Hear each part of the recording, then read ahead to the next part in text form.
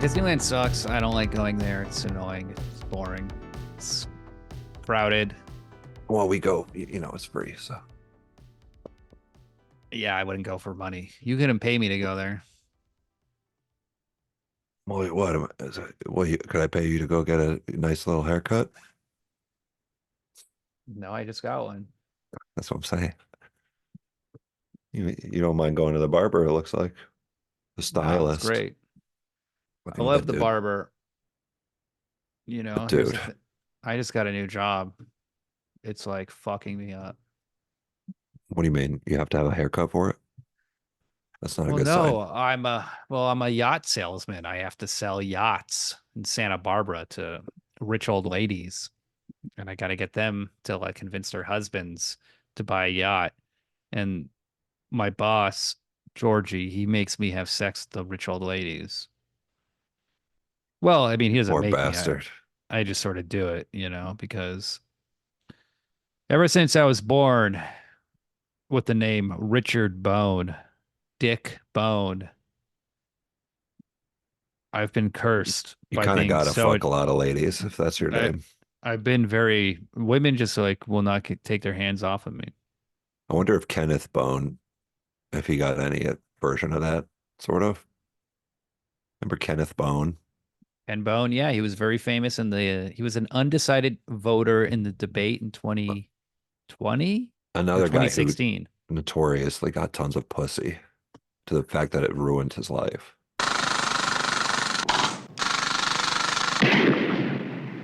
Give this clown enough to cover any damage. You'll get it back in a couple hours. Come on. Introducing Alex Cutter.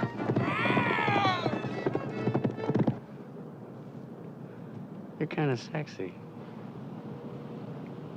Do you have an appointment? Hey, Alan. How do I look? Hey, you look like a fat man on a horse, Georgie. Huh? Black's rich. Cutter's wife, Mo. The, Richard Bone fan club is now complete. This, for instance, is a tomato. Food, huh? Yeah, I remember food. People used to have to eat it during Prohibition, didn't they? Occasionally for days on end. Cutter's best friend. My Charger's got a bad battery, what will I do? Oh, no, you're too old. Richard Bone. Buy some vitamin E.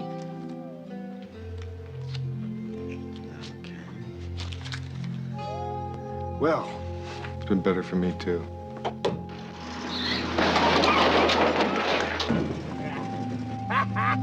He's drunk. I have to give that another try. Makes you say that. Look like. Their life together wasn't exactly ordinary, but they never bargained for Cutter's fantasy. Is there Richard Bone here? Crushed trachea, fractured skull, 17 years old. That's him. This young friend of yours is pursuing some fantasy of his own, and that includes me. Whatever we do falls under the heading of justice. Dishonorable and gutless. So what are you gonna do? It's not a question of what I'm gonna do. It's a question of what you're gonna do with the time you got left.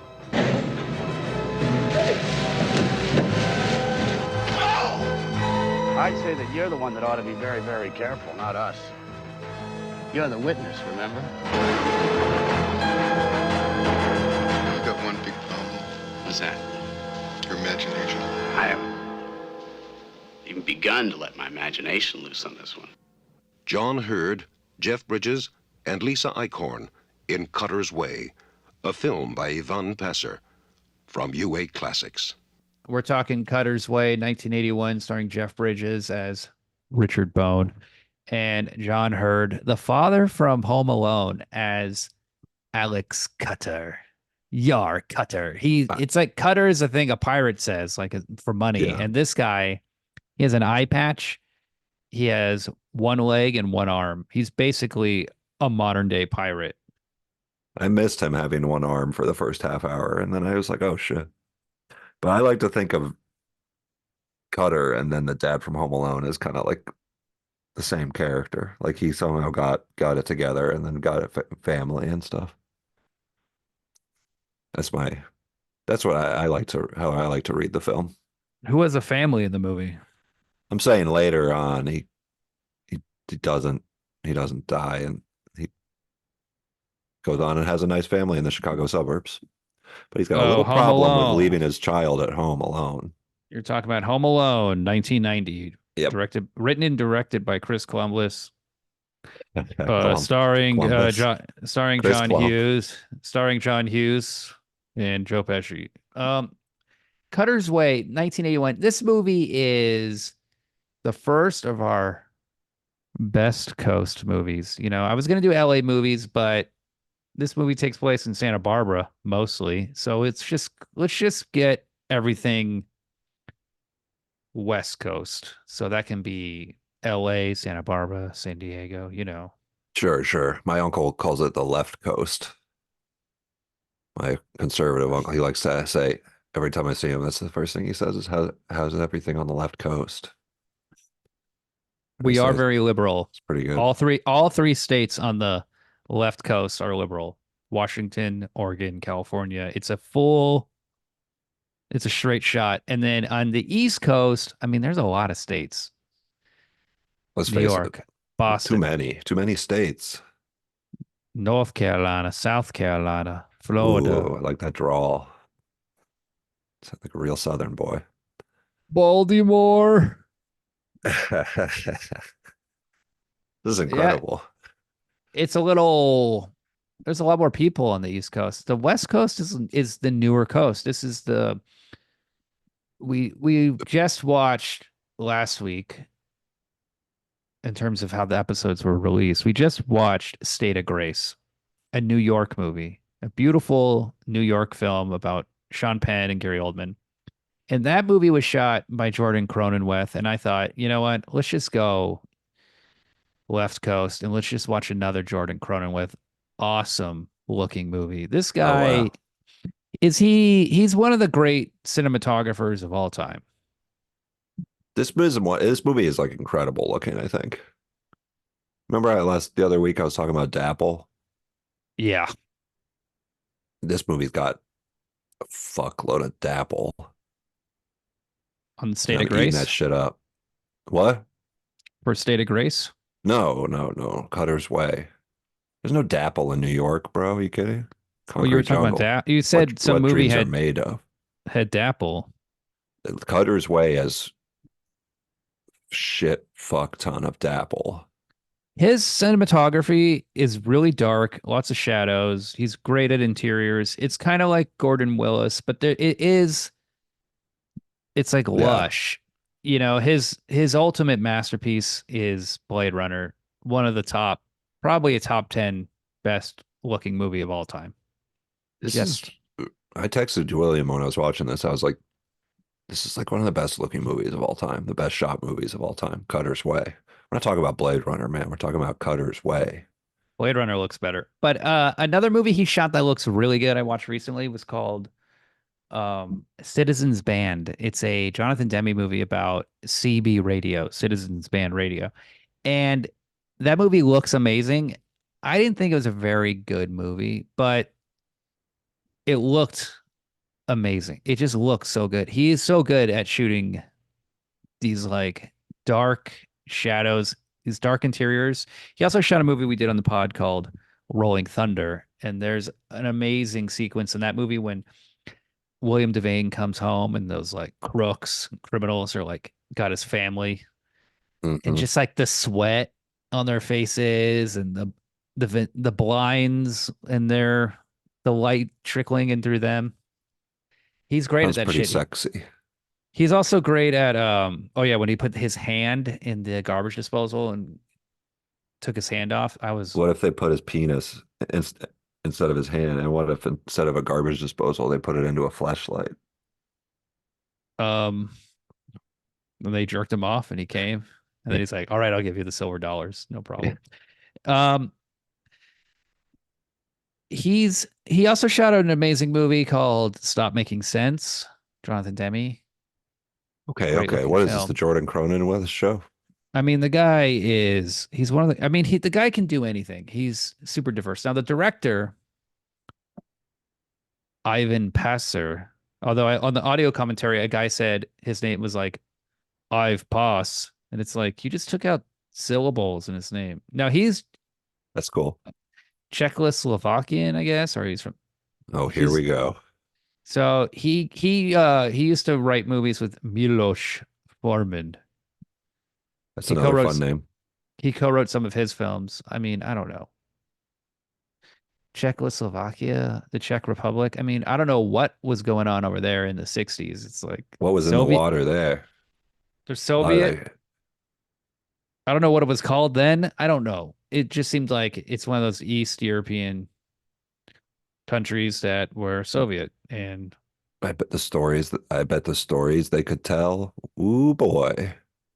well, they made it to Hollywood and they started making their movies. So he directed this. This movie fucking bombed hard when it came out. It barely got released. The studio thought it had no commercial potential.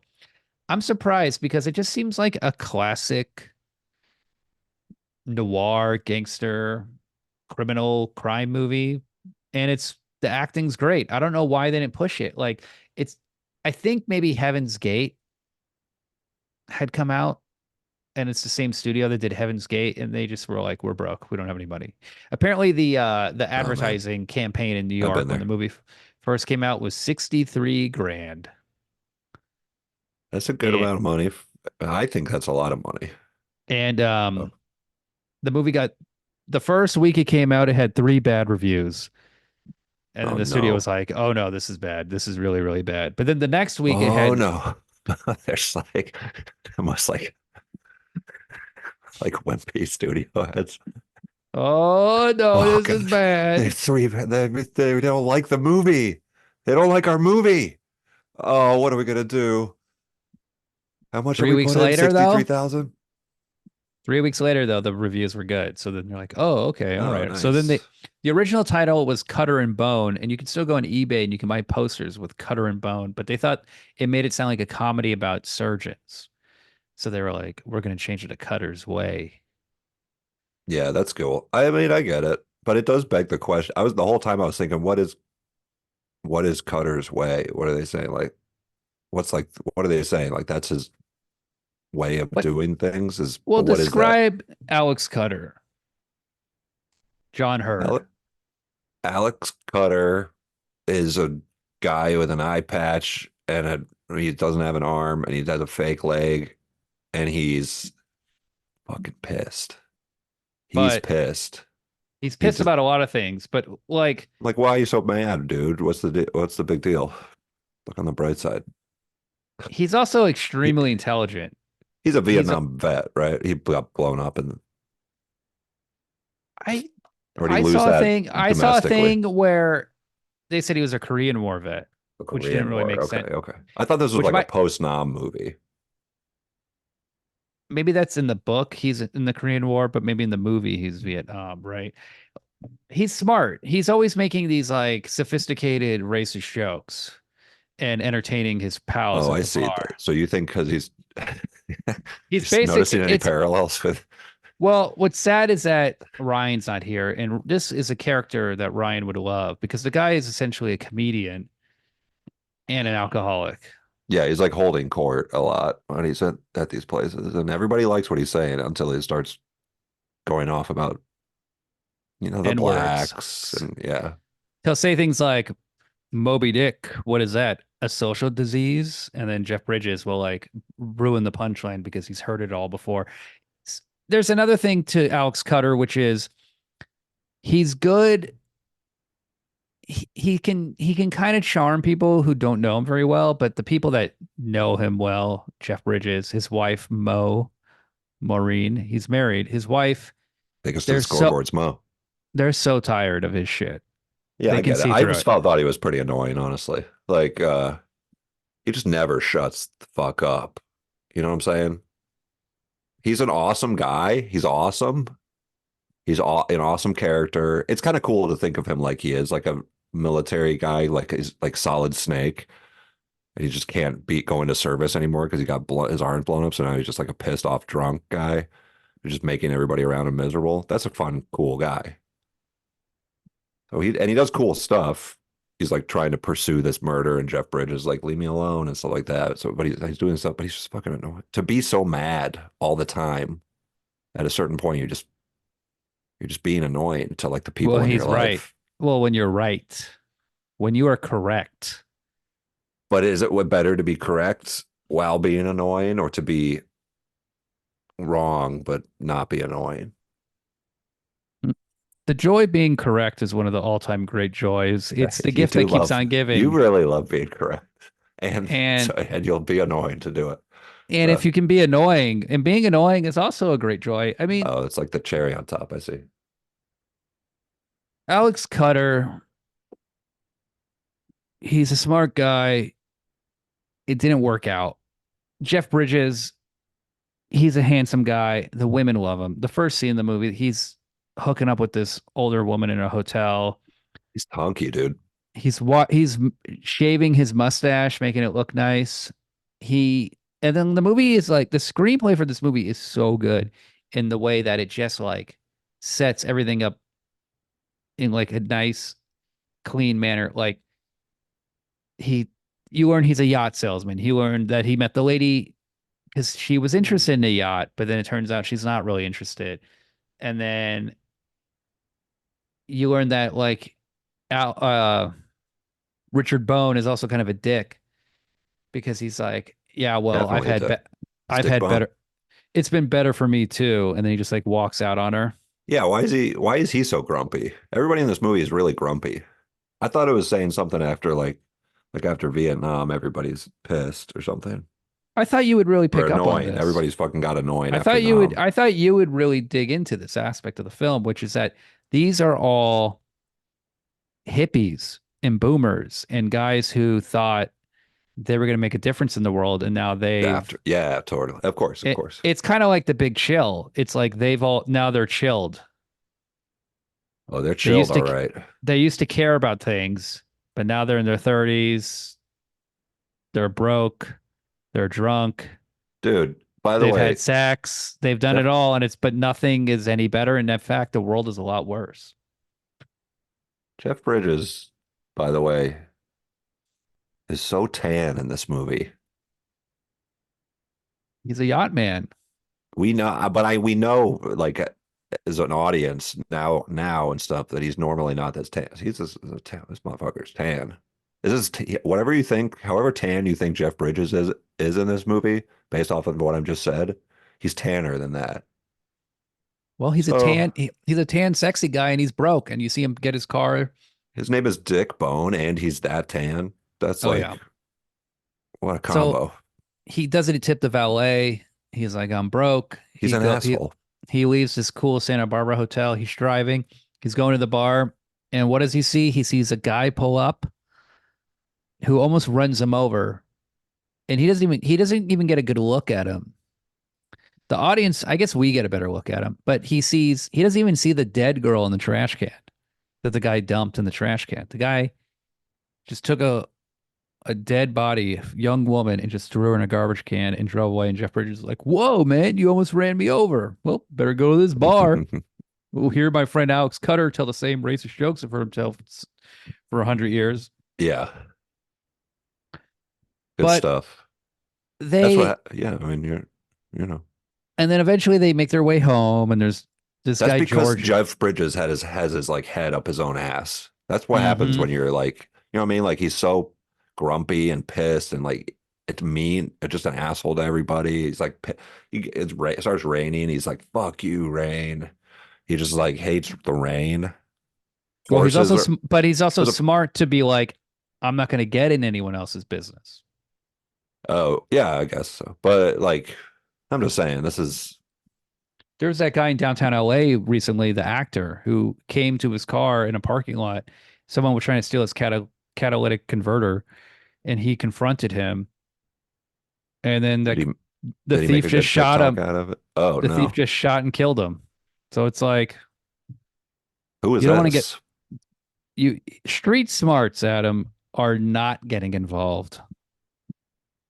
Sure, Well, but this I don't know. I think because to me, like the dynamic of Cutter and Bone is like Bone is a big tan hunk, well, hold gets a on. lot of what? You're getting ahead of yourself. No, I don't think so. All right, go on. Well, I was saying Bone is a big tan hunk and he's pissed at everything and he's a grump and he takes a lot for granted, let's face it. And he stops at the beginning, he like is stopped in his car and he has to wait for like a bunch of horses to walk past. And he's all like fucking pissed about the horses. And it's like, just this is cool. You get to look at horses for a second. Well, he's emotional. He had a bad his yacht sale didn't go through. Oh, I get it then. Never mind. But so he's all pissed about everything, but his life is awesome. He just banged an old lady, living the dream. And then we cut to Cutter. Motherfucker has an eye patch. We later find out he has no arm or leg. And this is a guy with real problems. You see that he has no arm from the beginning. You see Okay, his I missed arm that is part. tucked away. I was watching it on my computer, the first part, so I missed that part. But so you're like, oh, this is a guy with real problems. So Jeff Bridges, it's making Jeff Bridges be like, look, Jeff Bridges is like Captain Butthole over here, being all grumpy and stuff. This is a guy with real problems. This is the soldier. While he was in Nam in the shit, getting his arm and dick blown off, Jeff Bridges was in college banging old ladies still because that's his thing, I guess. You know what I'm saying? That was and he says that. That's a point. That's like the point that he makes, Cutter. So I think it's like saying something about society or the society society. will chew you up and spit you out.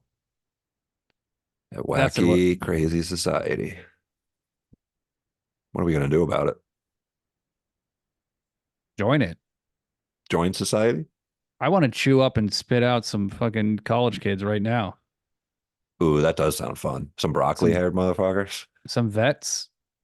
Some guys. Let's just send some I don't people want to to chew war. out the vets. I want to chew out broccoli. No. I want to send some guys to war. Watch them get blown up. The broccoli hair. Watch them get blown up. Hold on. Can I say my fucking joke? I want to send some guys to war, and I want them to fucking die or get their hands blown off. So my gasoline is 10 cents cheaper. Ah. You know what I mean? Yeah, totally. It's a good joke, man.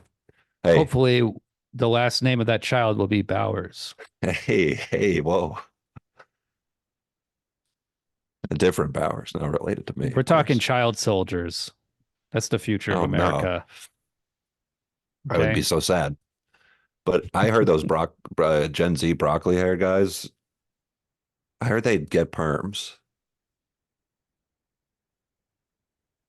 Wow. Okay, Joe, calm down. No, I'm serious. Joe Biden? No, Joe from the movie with Peter Boyle. Oh, okay. No, I saw on Twitter somebody was like, how come every guy has curly hair now? And they're like, what's going on? And somebody was like, they gotta look at perms. And then somebody else was like, for real? And the other guy was like, yeah. And then I didn't engage, I didn't reply or anything. I kind of was just looking at everything, but I personally said, wow, for real? You think what they were just they used a curling iron? How do you curl hair? It seems like an insane thing for. No, it's not. Because in the 70s, guys got perms and they had curly hair. That's like the whole. Jerry curl should make a comeback. White kids should start having Jerry curls. Anyway, so Cutter and his buddy, they finally come home. This dude, George, is helping them. He's in a suit. He's goofy. He's kind of dumb. We meet Mo, Cutter's wife.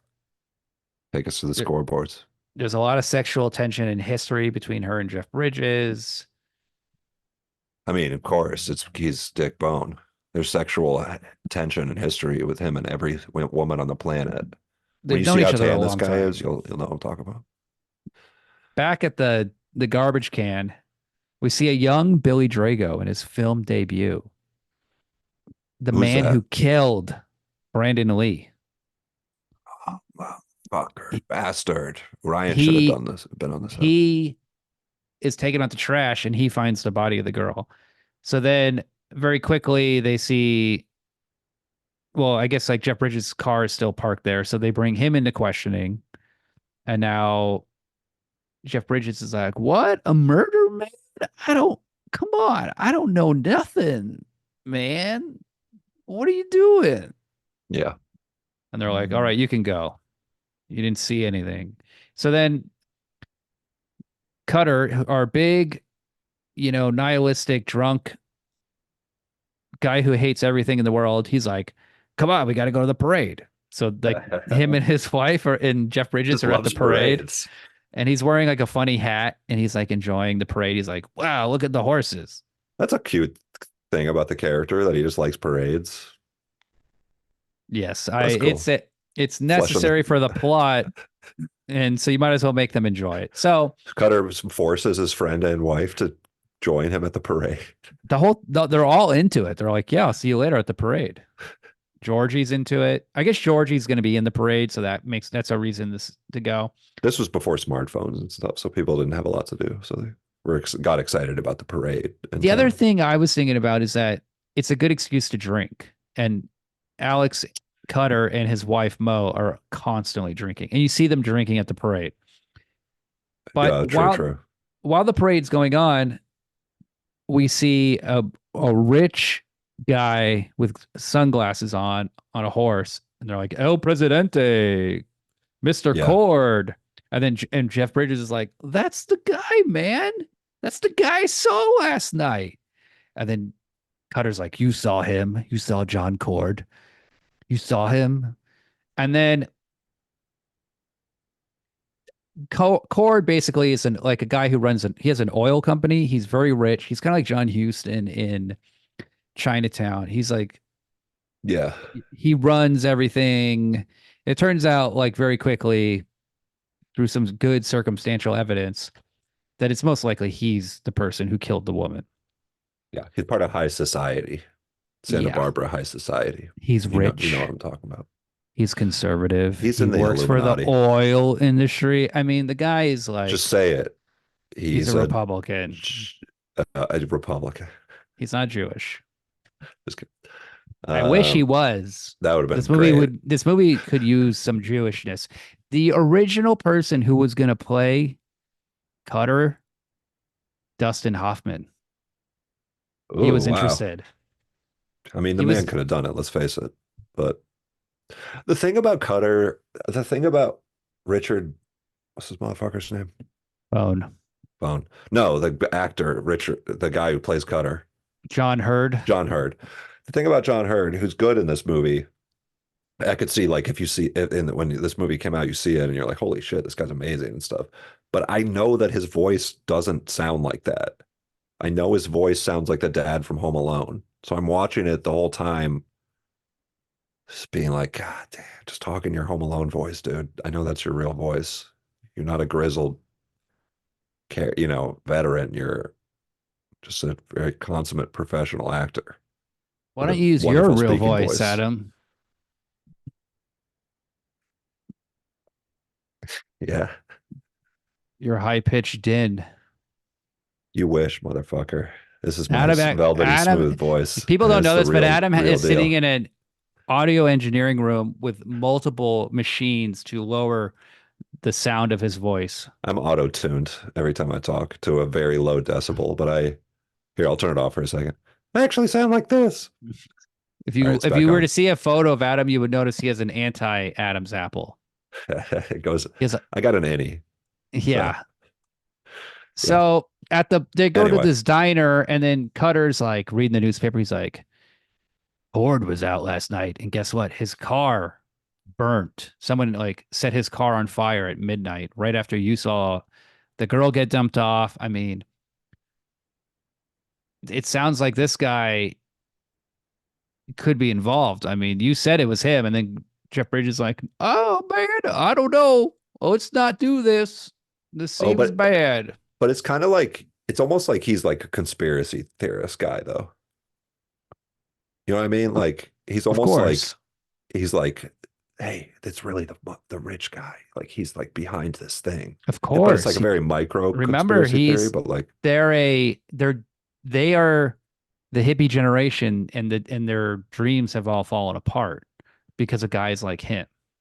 dude, that would be so satisfying. If I was Cutter, I didn't have an arm and actually we don't know that Cutter is missing an eye, by the way. He might just be wearing the eye patch for like fashion or to complete the look, you know? So, but if I was that guy, I would be like, ooh, the rich guy in town wearing those great sunglasses while I Mhm. have a fucking eye patch. Are you kidding me? And the other Also- thing, is, another thing Hold on, about hold on, well, hold hold on. on. Because I saw something interesting with this eye stuff. Got the eye patch, got the big sunglasses. These are big sunglasses that this bad guy's wearing. So the movie wants you to know about it. You know what else? You know the other third lead or like the big third player in this movie, Richard Bone. He doesn't wear he doesn't have like sunglasses or an eye patch, but he has like piercing blue eyes, and he's really tan, so those eyes really pop. So this is like an eye-based motif. There's some eye motif happening here. yeah, usually characters in movies have eyes. This is a common thing that you'll find in most films. I just thought that was interesting. All the characters. The have other eyes. thing is not just that Cutter can be like, oh, the rich guy did it, the oil guy did it, the fucking bad guy did it, the guy I hate, the guy That'd be who's so probably satisfying. pro-war, pro-Vietnam. I love it when that happens.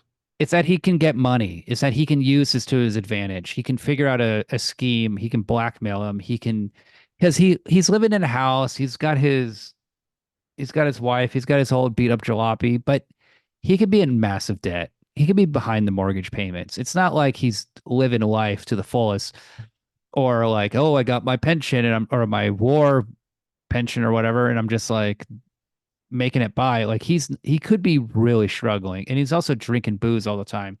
Yeah. There's a detail in the house that I love, that I just fucking love. Their house is this old A-frame, shitty Southern California house that you could buy back then, but would now cost $2 million in Santa Yeah, yeah. Barbara. Absolutely. But they have this shitty dining table, and they have a Coca-Cola lamp shade hanging over the dining table, and it's such a Classy. 70s gross looking little prop. And all the panels in their house, there's like wood paneling on all the walls. Everything is brown, everything is tan, everything is like drunk, cigarette smoking floozies live here. But but it is also like SoCal specific, I would say, or like warm, Totally. sunny beach town specific. These are houses I would experience growing up in California. Yeah, This kind totally. of brown wooden shitty house. So they also hook up with Cutter hooks up with in terms of making a plan, he hooks up with the victim's sister, and she You was talking about hooking up? Like, yeah, man. Like, no, oh yeah, not like that. Oh Not like that. yeah. I don't want to lead the audience on. So he hooks up with her, and then it's like she's like, yeah, we'll blackmail him, then we'll call the police because then he'll agree to the blackmail. That's a really So- good idea, honestly. It all makes sense. Like the beats of this movie, the screenplay, the characters. There's time for characterization, but there's also a solid, simple noir kind of plot going on where it just moves, and it just moves in a way that is not confusing. It's great. It's not like this labyrinth mystery. It's just this simple thing. Like, yeah, that rich guy did it, but There's really few plot points, honestly, no, in a way there's that I not a lot. found quite refreshing. As a stupid person, It's based on a novel, and apparently it's extremely different than the novel. Very different.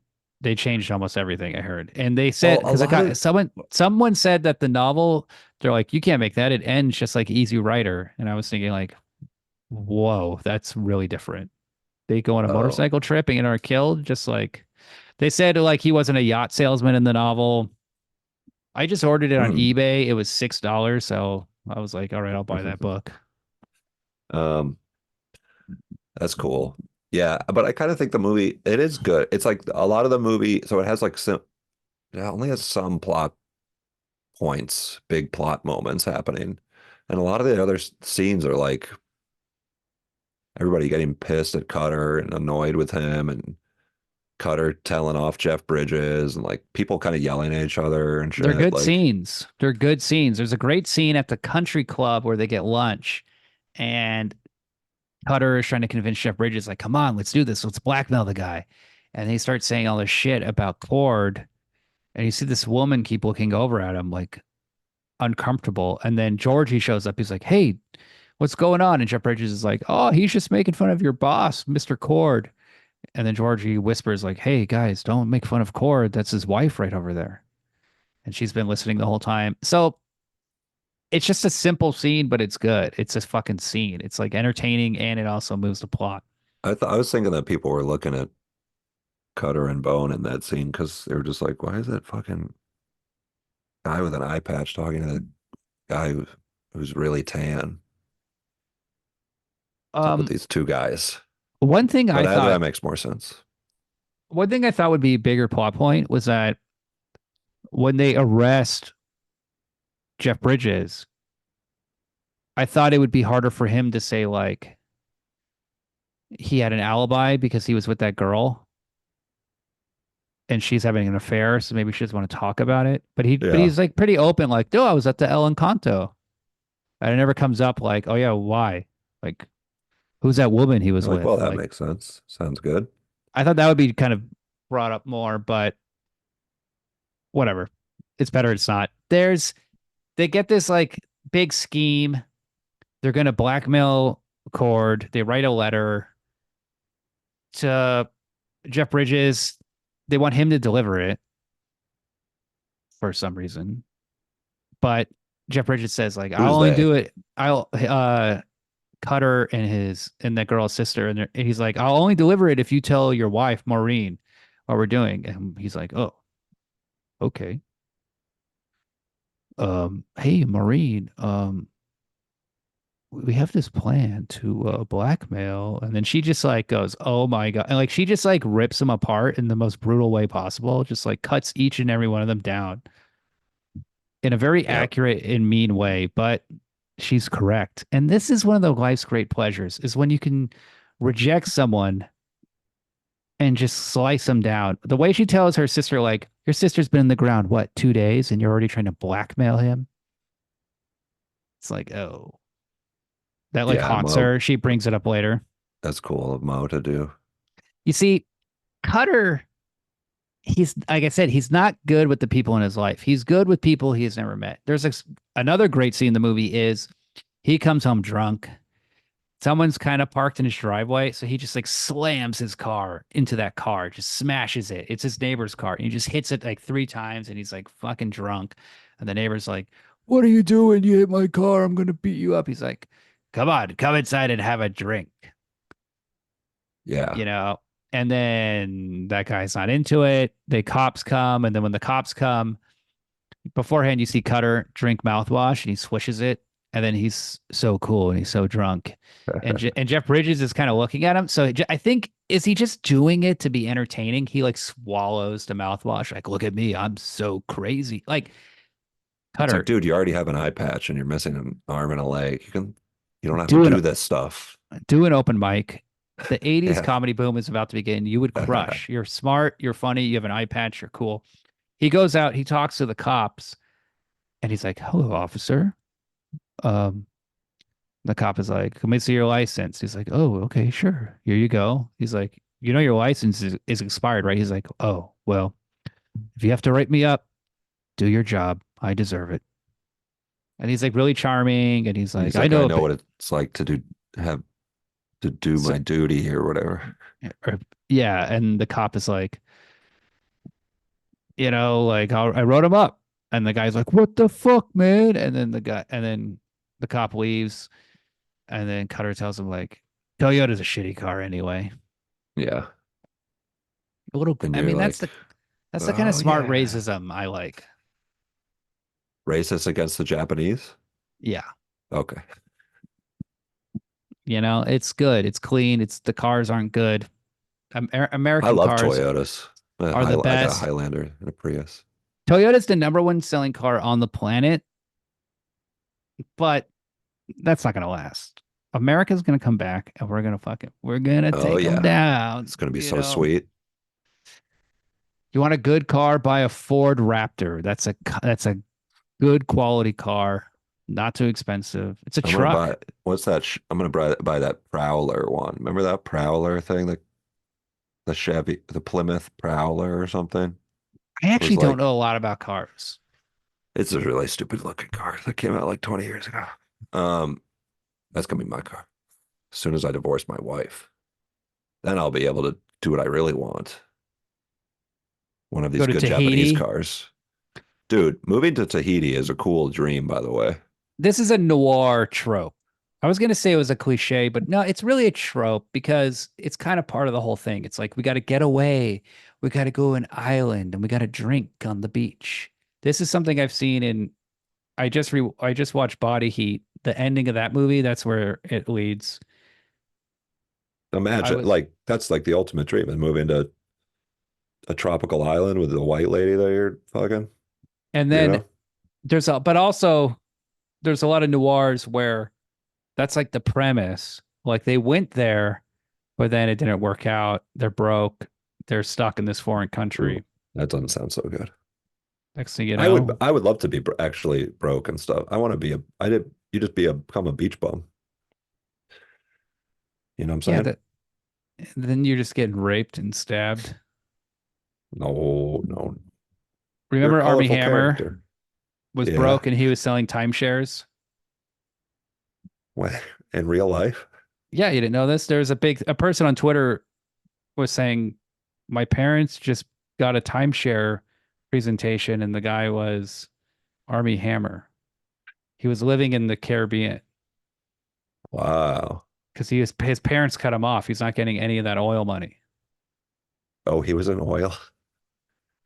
Yeah, his Oh. families are the Hammer. Didn't he eat people or something too? He fantasized about it. Here's what he did that was this was the worst thing he did.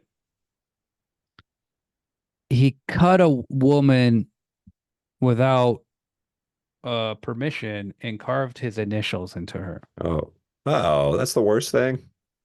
So he didn't eat her. He's always like, I'm not a cannibal. I didn't actually eat someone. I'm not a cannibal. But he was just in like a movie, I feel like. Sorry to bother you. He was just in that movie. that was over 30 years ago, Adam. Jesus my Christ. God. Oh, So anyway, no. what he should do is blackmail someone. So they have this blackmail letter and they go to downtown LA and then they go to the oil building where the dude works and Jeff Bridges goes in. And while he's inside, you see Cutter and that woman's sister. And then they're doing this like role play fantasy thing where he's pretending to have or she's the secretary and he's asking for the letter. And he's just like pulling like her shirt open. He's starting to put his hand up her legs. And then she turns him down. But for a while there, it's like, man, is Cutter going to score? Is Cutter going to? That'd have been sick. So. But wait, Cutter's married. That's true. Cutter is married. So then they go to Santa Monica Pier and they're waiting for time to pass and they're playing one of those like BB gun games where you have to shoot the star. Yeah. Out. And then Cutter's like, come on, we got to call him. We got to call Cord. We got to call him. And Jeff Bridges is like, come on, man, just wait. And then Cutter's so crazy and so kooky, he pulls out a real gun and he shoots the target. And then they get like the prize, and the guy doing it is like the worst actor. The guy who like runs the booth, he's all freaked out, but he can't say anything because if you pay an actor, or if an actor says something, they're not an extra. They become a player, and you have to pay them like way more money. Of course, it's not worth it to do that, even though you have an entire shot dedicated to this this actor performance. Got to save your money somewhere. There's a scene in Wet Hot American Summer where there's three girls singing at the end in the big play, and the one in the center doesn't say anything or open her mouth, and they did that to like save money. Damn. So whenever and they talked about in the audio commentary, and that's where I learned about it. So whenever I see an actor in a movie like in the background, I'm always like, are they going to say something? Are they not going to say something? Did they get paid? Did they not get paid? Do you And know then that I write in a all- little book. Oh, you do? That's nice. And then what Yes. happens? What do you do with that book? What do you mean? What do you really write it in a little book? I put in my little book, and then I tear the paper out at the end of the week and I eat it. No. That's cool. You should pooch it, dude. Pooch the book inside your own butthole. I also know that they redubbed. I mean, this isn't Wet Hot American unusual, actually. Summer. Yeah, they redubbed that kid's voice with Sam Levine. Wow. We're talking about Cutter's Way. Yeah, what am I doing? I'm an idiot. God, Yep. Jesus Christ. I'm gonna take that fact and pooch it right now. Your voice is dubbed. Dude, no, this is the real deal. There's a It's movie all with me. Matthew Modine, Hotel New Hampshire, and the director didn't like his voice, so he just dubbed him, and he sounds insane. That's a hilarious thing. Remember, I mean, the best version of that is that Tommy Wiseau redubbed his own voice in the room. That's like probably the peak of artistic dubbing, you know. Look good to me, I couldn't tell. That So was awesome. they call Cord, and then nothing. He doesn't say anything, and then Alex Cutter's like, "What the fuck? What do you mean? Nothing happened?" And then Jeff Bridges says, like, "I never gave him the letter. I didn't do it." And he's like, "What the fuck? Oh, God damn it. Oh, fuck this, fuck that." He takes this doll and he throws it in the ocean. He shoots it. He's just Oh, yeah, screaming that and was cool. yelling. And then Jeff Bridges is like, "I'm going back to Santa Barbara." And he goes right to Cutter's house. And he sees his wife, Maureen. And he's like, "Now I'm going to make my move on Cutter's wife." And then there's this long, seductive. He's just pissed because he got his stuffed animal shot. Why the fuck did he do that? Why did he fuck his Cutter's wife? She's She just tired needed- of him? He is in love with her. Oh, I see. Oh, yeah, they have a thing. I see. He says he's in love with her, and she's just like, "Is there anything else?" This guy's just like Jeff Bridges is kind of an asshole, man. You know When what I'm he's saying? having sex with her, she's crying. Dude, She's just sobbing. it's all that's a cool for a sex scene to just show the part where she's crying after. No, she's crying That's during cool. the sex, and he's like having sex with her. No, she's crying because it's so good, though. You know what I'm saying? I thought she was crying because it was so good. That's not the case. There's a Bloodhound Gang song that's called "A Lap Dance is So Much Better When the Stripper's Crying." Those goofballs. But Hey, I think remember before they fuck? when you have sex with your friend's your best friend's wife, it's so much better when she's crying. Yeah, instead of you. Yeah, remember what before they fuck, and she's like, she stops and is like, "Wait a minute," and she gets up and she like walks around and then like walks into the other room, and she like is turning back and looking at him, being like, "I'll be right back." What if she just went and took like a massive dump? That happens. I mean, anyways, you gotta go when you gotta go. So She's drinking all the time. She finally had a real tomato. She made a big deal about going grocery shopping and getting real food. She probably had the shits. that's a girl move to be like, "I want to eat real food." That's And such a she girl line. Afterwards, they're talking, and he's like, "What? You don't love me?" And she's like, "I don't. Come on, man. What are you doing?" And then he like, Married to he's this like, guy "What- with one eye and one arm and one leg. What do You you got too many want?" eyes and arms and legs for me. And she tells him, like, "I want you to be here when I wake up, or like spend the night." He's like, "Okay." And then she falls asleep, and he's like, "Gotta go." Jeff Bridges sneaks out, and then you see her eyes kind of Dude's like rocking. open, and she knows he's gone. Then the next day on the boat, he's sleeping on his boat because he doesn't have a house. Georgie shows up. He's like, "Where's Alex Cutter?" He's like, why? And then they cut to the house has been burnt down to the ground. The whole house is just gone, burnt, and Maureen is dead. Alex Cutter's wife is dead. Crazy stuff. Good twist. That's a good twist for this part of the movie, and like the pace of the movies has great pacing. Like we were talking about, like the scenes are about the characters, but the movie has like these tentpole moments. But really, you're seeing like this relationship, complicated relationship, and these like people that have like this history and stuff, and like you know, you got a guy with an eye patch. Also, you never see the sister of the victim, the first victim, ever again because now it's personal. It's like Maureen's oh, been interesting. killed. Yeah, I didn't notice that. I And gotta say so, before we go past this, I really loved probably the best moment of Dapple in this movie. We should start doing a moment that's like best Dapple moment. But the best moment of Dapple, in my opinion, of this movie, before they have sex with Mo. So let's rewind to Mo still being alive. Okay. So before they have sex, Jeff Bridges goes to their house and it's like, I'm gonna fuck this guy's wife or something. He walks down the backyard and she's laying in a really good backyard patio porch situation with a lot of good dapple, you guessed it, and like leaves and plants and shit. And then also there's just her titties out.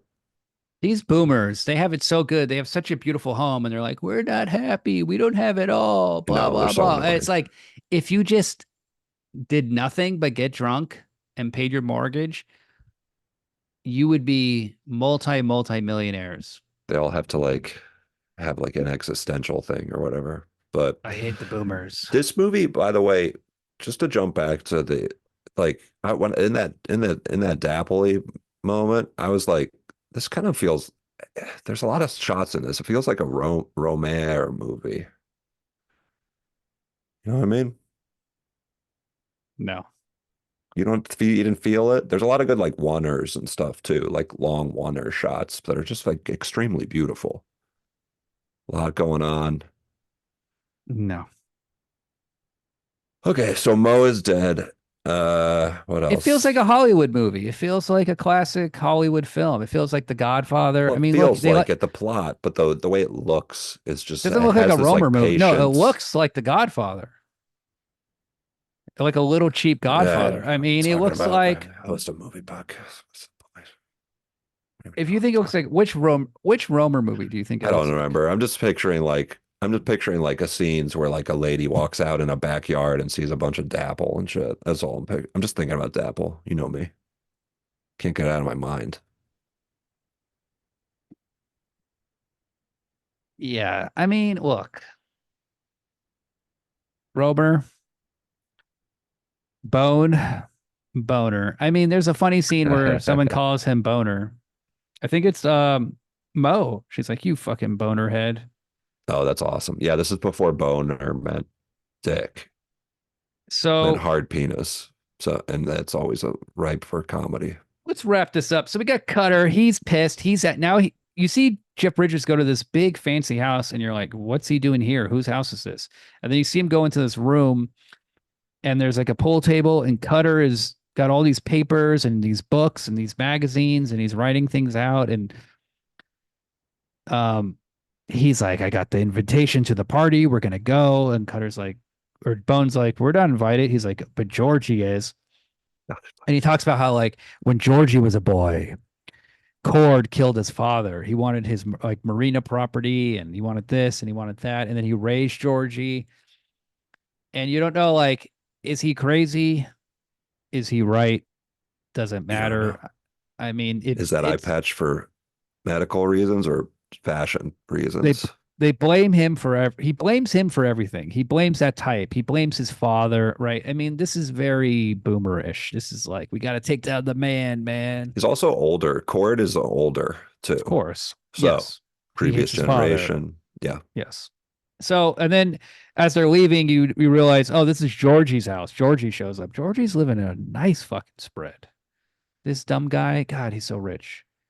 Anyway, they go to this party, and then they steal Georgie's like fancy Cadillac or Rolls Royce or something. And they go in. Jeff Bridges is the driver. Alex Cutter's in the back. And then there's all this shit. Like everybody's like shitting on Jeff Bridges. He's like, you didn't commit to anything. Come on. He's always going like, you don't commit to anything. You don't do anything. And it's just like, come on, dude. Who are you to talk? Are you talking about his boss saying that? No, Alex Cutter saying that to Jeff Bridges. It's just Oh, like, well, he has but been yeah. kind of annoying at this point. It's like, just shut the fuck up and go along with this murder conspiracy, dude. And also he doesn't really bring up the fact that he fucked Mo, but maybe it's also like there's this understanding too of like he knows they fucked, but he also knows like they loved each other and it was just an act of love. And Cutter's cool with that, man. He's a cool guy. He's cool with that love because he can't really satisfy her anyway. Yeah, I think there might be some sort of impotency thing happening or like implied. It's kind of like, have you ever read The Sun Also Rises? No. This is a book all about how it's a very manly, unspoken emotion book about how a guy is impotent from war injuries, so he can't be with the love of his life. That's what the entire book is about. And Happened to me I once. really related to it for some reason. But I was never in the war, of course, but No, your wife can't get it up. Boom, slam, crushed you. she No, can this get it happened up. to me once. I played Call of Duty and then And you just couldn't get it I up after couldn't, that. my boner couldn't get up and I couldn't You got- jerk off. You got killed. You got shot by a 12-year-old kid, and he called you gay, and then you just have never been able to get it up since then. It's painful. And I suffer too. My understand. I'm not trying generation to has minimize that. my generation's been through a lot. So they go to this big party, they're sneaking around, there's people following them. Jeff Bridges does this distracting thing where he like goes up to a woman and is like, "Hey, how's it going? Just pretend we're talking, pretend we're having fun." She's like, "Ooh, who are you? Who are you?" And he's like, kiss me, let's kiss." And they start kissing, and then she's like, "Oh my God, you're so hot." Like So it's like tan. his superpower is being hot. This is a Yeah, great yeah. superpower. Like this is what a classic film is and was. It was a guy who was hot, and he would use this hotness to sneak around and solve mysteries and beat the bad guys. And now we have superheroes, and they're like, "I'm gonna freeze time," and then they freeze time. He's like, They're "No, I'm so gonna hot, run. they freeze time. I'm gonna run through this door," and you're like, "Okay, this is." You keep making these powers, but what I really want to see, what America wants to see, is The just hot, people hunky guy. seducing. Yeah, Seduction is that's a true. scene. That's really true. Yeah, you're not seeing any superheroes like there's no sexy. There's not what's superhero sexy for real. There's no Like where the scene, movies though. are sexy. What's a scene with a superhero doing their power? There's The nothing. It's Batman just- Robert Pattinson movies. oh, I'm just throwing out options. I don't like that movie, but like that movie where Penguin is like, "I don't even know about the conspiracy that's going on with the criminal organization I'm in, and I'm very high up there, and people openly talk about the crime in the bar I work at." It's just that. I mean, that's the way- mediocre. It's a beautiful film. oh, it's for it's more for it's like less for it It's a feels like less beautiful for looking. adults. It's a beautiful looking film, but Cutter's Way is already a better, superior I can't believe that Jeff Bridges used to be so hunky. I didn't know that. mystery noir. Oh yeah, his whole. I mean, Just- Last he is Picture like- Show. He's a movie star, dude. But Last that's in Picture black Show, and white. You he's- don't quite feel it, right? But he's the hot guy. Oh, sure. But he's got like that. He's like so tan, but he's also like dirty blonde. He also has blue eyes. Hitler would come immediately if he saw this guy. But little does Hitler know, Jewish. Whoa, I'm a Jew. Cool. Far out, bro. Yeah. So he So a little twist there for Hitler. the guys at the Whistler. club, the guys at the party, they capture him, take him to Cord, and he's talking to Cord. And then Cutter, he's running around. He gets into the horse stables. He hops on a horse and he beats up the guys who are like the security guys, and then he rides his horse Very through cool. the party and then just crashes through Cord's window and falls on the ground. And then Jeff Bridges says, like, "He did it, man. He did it. He did it." And then Alex Cutter just sort of dies at that moment. And then the Yeah, he's Cord saying that says, to him while he like, dies. Cord says, "So what if I did do it?" And then Jeff Bridges takes Alex Cutter's hand with the gun in it, holds it, and then fires, and that's the end of the movie. So I guess It's cool. the fingerprints of Alex Cutter on the gun, yada yada yada. I mean, This is perfect crime. this is And great. justice I mean, is served. Tan and all- style. and it's a tragedy. So you get the pain of a tragedy, the pain of the tragic, And the the triumph. downer. You get the downer noir Yeah. thing, but you get a little triumph. You get a little violence. The I good, don't good know guy, why the good guys win, or the bad guys. Justice is served. That's what I said. justice is served, but nothing changes. Oh yeah, a little Chinatowny kind of thing. You're saying? Mm-hmm. But so it's really cool. The whole like horse thing that he does at the end, Cutter. It's kind of like a cool like final climactic movie moment. Also like there's like that kind of, speaking of Solid Snake, like think about him like Solid Snake like a war veteran. It's like that's like kind of it's like he's riding a horse. It's almost like a battle thing again, calling back to that. Yes. Yes. Very cool. Here And then comes the cavalry. yeah, and very cool that and then he jumps through the window. So it's like an awesome ending for that. But like, why did he do that? Why did he jump through the window and kill himself? I don't know. It's like the Like a fucking character. idiot. It's like the character had a death wish or something. I don't know.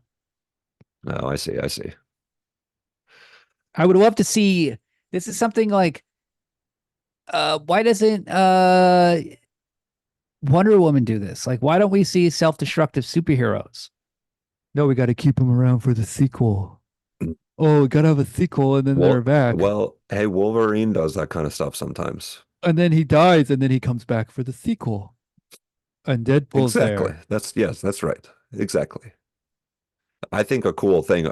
That's something I like about this is I can't. It's really hard to not just get into nerdy comic talk, but something I like about that movie, The Wolverine, where the Japanese one is where that part where he's like in Japan when they drop the bomb in World War II, and he like is in like the prisoner thing, and a guy gets in there and he like, Hi. do you know what I'm talking about?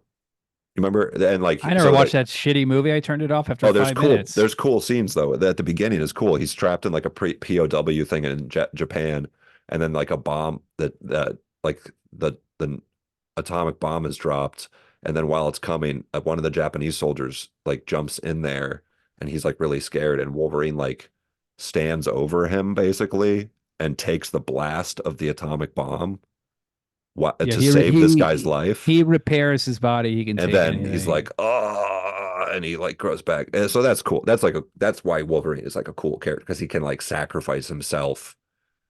But of course, he's a comic book character, so he doesn't. That's why he's, in my opinion, that's why he's a shitty character, because he can take a nuclear blast and survive. He's a that's a superhero. I'm saying this is not dramatic, in my opinion. This is something a child would find amusing.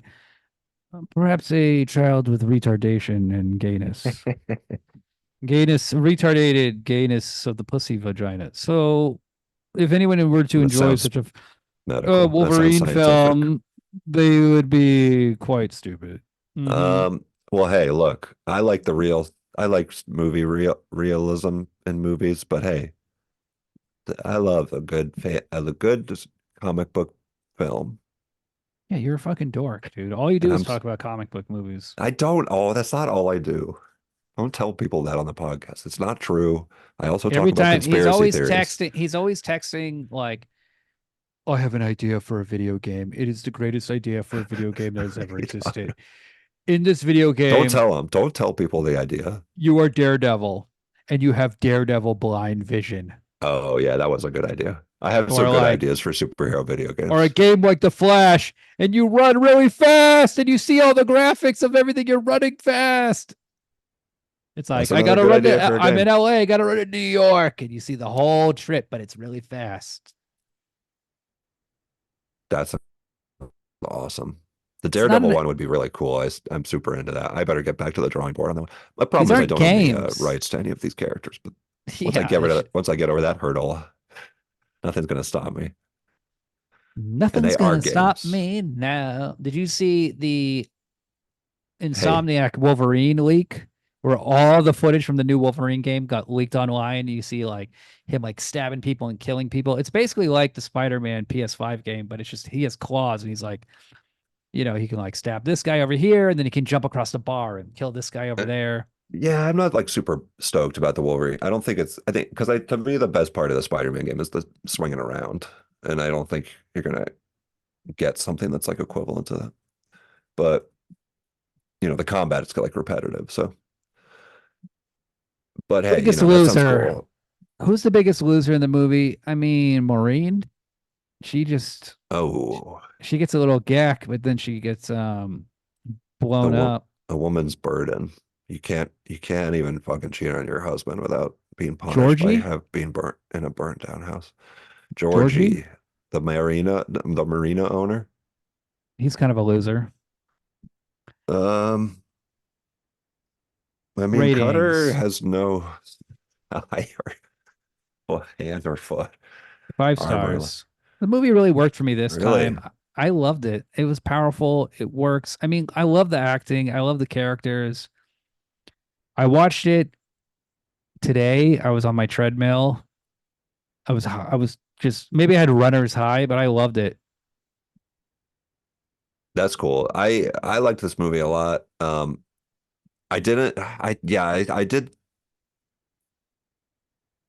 I'm sober also. That's different. So there was so much yelling and stuff that it makes me kind of irritated after a while and everything. I'm starting to find the characters like annoying and stuff. So, but it also, it has really good lines. Oh, there's one line I want to highlight real quick while I'm looking. It's after the funeral of Maureen. They're like, "Hey, you're not drinking," to Cutter, and he goes like, "The routine grind makes me drink.